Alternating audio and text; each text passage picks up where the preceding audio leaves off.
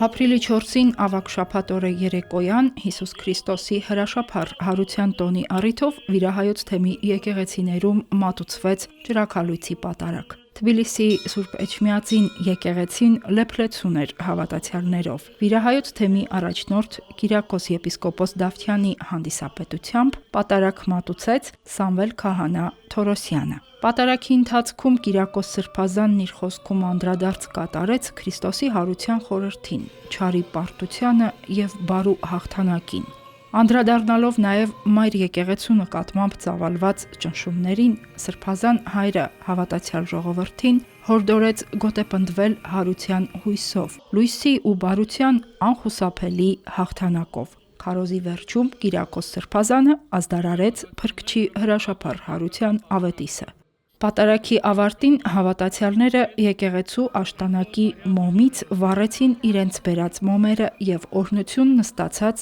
վերադարձան տներ։